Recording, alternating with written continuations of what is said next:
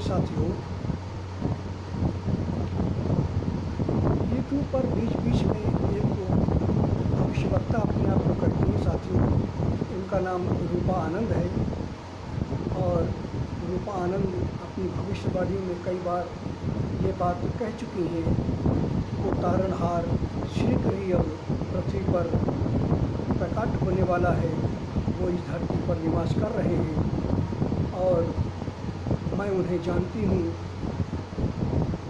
पहचानती हूँ, परंतु ईश्वर ने मुझे अभी उनको नाम बताने का आदेश नहीं दिया है और वह बहुत ही शीघ्र प्रकाट्य करने वाले हैं। इस तरह की भविष्यवाणी को काफ़ी समय से कर रही है। तो पहली बात ये है कि रूपा आनंद जी को ये तो एहसास होता है कि तारणहार पृथ्वी पर मौजूद है और शीघ्र ही प्रकाट्य होने वाला है। वह ये भी कहती है कि वह परम दिव्य शक्तियों से युक्त है और उसके क्रोध से भूकंप तक आ सकते हैं, प्राकृतिक आपदाएं तक आ सकती हैं। लेकिन ये बात वो झूठ बोलती है कि उस तारणहार के बारे में मुझे पता है, उसका नाम पता है, कहाँ है यह पता है। यह सब ना तो अभिषेक सिंघल को पता है, ना रूपा आनंद को पता है और ना ही किसी और को पता है। यहाँ तक कि 1971 में जब बाबा जय गुरुदेव ने भी भविष्यवाणी की थी कि वह तारणहार पृथ्वी पर आ चुका है, तब लोगों ने उनसे पूछा था कि प्रभु गुरुदेव बताइए कि वो तारणहार कहाँ है, कैसा है। तब उन्होंने ये बात को घुमा दिया था कि अभी ऊपर से आदेश नहीं है उसके बारे में बताने का। तो ये जो तारणहार के बारे में बताते हैं वो तो ठीक है कि पृथ्वी पर आ चुका है मेरे रूप में और तारणहार प्रकाट्य का भी समय चल रहा है, लेकिन इन लोगों को किसी को ये नहीं पता है कि तारणहार का नाम क्या है, कहाँ जन्म हुआ है। ये इन लोगों को किसी को भी नहीं पता है। बस ये लोगों को भ्रमित कर देती हैं कि तारणहार ने मुझे भी उस परमात्मा ने उस तारणहार के बारे में ज़्यादा खुलासा करने की अनुमति नहीं दी है, नाम नहीं बताने की अनुमति दी है। ये बात वो जो है कि झूठ बोलती है। उन्हें कुछ नहीं पता है कि वो तारणहार कहाँ है, कौन है तारणहार, ये किसी को नहीं पता है। बस जब लोग पूछते हैं तो यही बता देते हैं कि गुमराह कर देते हैं कि ऊपर से भी आदेश नहीं हुआ है बताने के लिए। दूसरी बात यह कि जो संत रामपाल जी के जो चेले लोग हैं, अपने जो आश्रम का जो पैसा है, धन है, उसका दुरुपयोग हमेशा करते रहते हैं और ये चेले लोग रामपाल जी के हमेशा हर भविष्यवाणी को रामपाल से जोड़ करके दिखाते रहते हैं कई तरह के चैनलों में, यूट्यूब के माध्यम से। उस रूपानंद जी के भविष्यवाणी को भी ये रामपाल जी के चेले लोग प्रचारित कर रहे हैं कि वो तारणहार रामपाल जी हैं। जो रूपानंद जी ने जो भविष्यवाणी की है उसके टाइटल में भी यह बीच में दिया गया है कि वो तारणहार रामपाल जी हैं। ये सब बेवकूफ़ बनाने वाली बातें हैं, कब तक बेवकूफ़ बनाते रहोगे। रामपाल का खेल खत्म हो चुका है। रामपाल कोई तारणहार नहीं है, वह एक पाखंडी है। उसने पाखंड किया है, झूठ बोला है, समाज से धोखा दिया है। और उसका ये कहना कि कबीरदास जी सतलोक में रहते हैं, सतलोक ब्रह्मा जी, विष्णु, महेश इन सब से ऊपर है सतलोक, और कबीरदास जी का मंत्र जपने से मोक्ष की प्राप्ति होगी, सत्यलोक की प्राप्ति होगी। ये सब बेवकूफ़ बनाने वाली बातें हैं और रामपाल इस तरह के लोगों से झूठ बोलते हैं, धोखा देते हैं लोगों को, और जिसकी वजह से उन्हें कठोर दंड भुगतना पड़ रहा है। संत रामपाल का खेल खत्म हो चुका है। संत रामपाल कहीं कोई तारणहार नहीं है, कहीं कोई मुक्तिदाता नहीं है।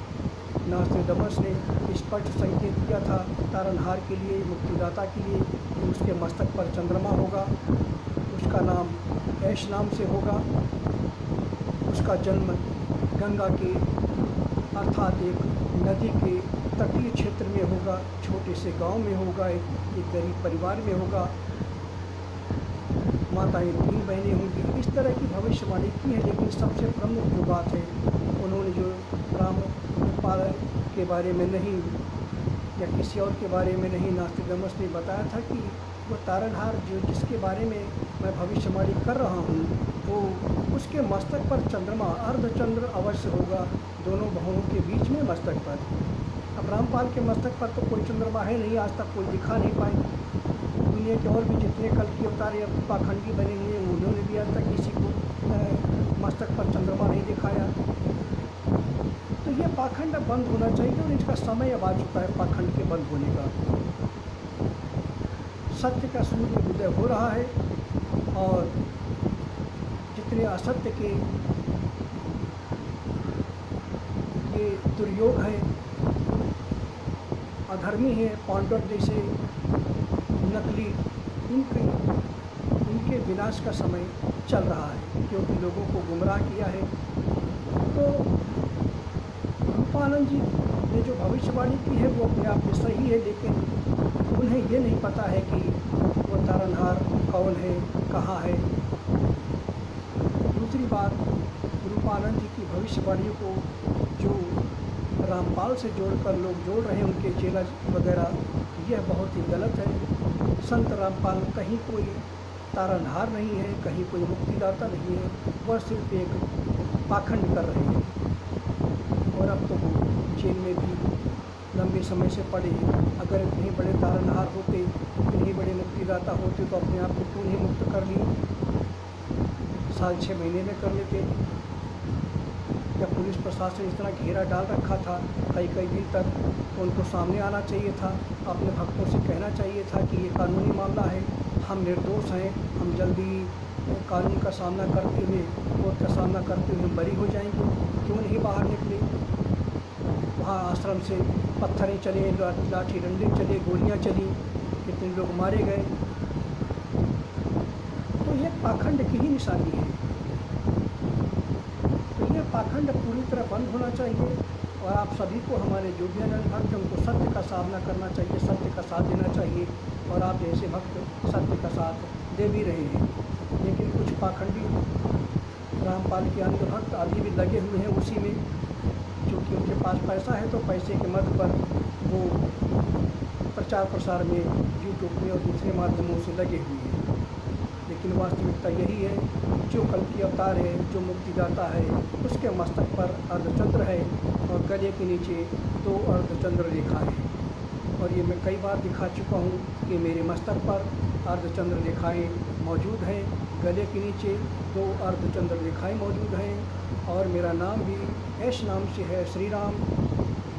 और एक गंगा के तटीय क्षेत्र में छोटे से गांव में मेरा जन्म हुआ है। रायबरेली मेरा ज़िला है और उस जन्म स्थान का नाम कल्की ग्राम से बहुत ही मिलता जुलता है। और आप लोग मस्तक पर कई बार चंद्रमा दिखा चुका हूँ, देख लीजिए, मस्तक पर स्पष्ट चंद्रमा है, गले के नीचे स्पष्ट रूप से 2 रेखाएँ मौजूद हैं। तो अब ये पाखंड पूरी तरह समाप्त होना चाहिए और इन्हीं ऐसे ही अधर्मी पापियों का, जो कल के अवतार के नाम पर पाखंड कर रहे हैं, इन सबको दंडित करने के लिए ही इस समय मैं मौजूद हूँ। अब मेरी मार से अधर्मी पापी बच नहीं सकते, क्योंकि मैं धर्म, सत्य, न्याय की स्थापना के लिए पृथ्वी पर मौजूद हूँ और मुझे अब तपस्या करनी है। ये अनुष्ठान 14 वर्षों का होगा, अन्न जल का त्याग कर होगा और इसमें आप लोगों का, हमारे अन्य भक्तों का सहयोग भी आवश्यक है। तभी हम अपनी इस साधना को प्रारंभ कर सकेंगे, क्योंकि अब देश की और दुनिया की कमान लेने का समय अब मेरा आ चुका है। कुछ ही महीने में मैं स्थापित होने वाला हूँ। धन्यवाद साथियों।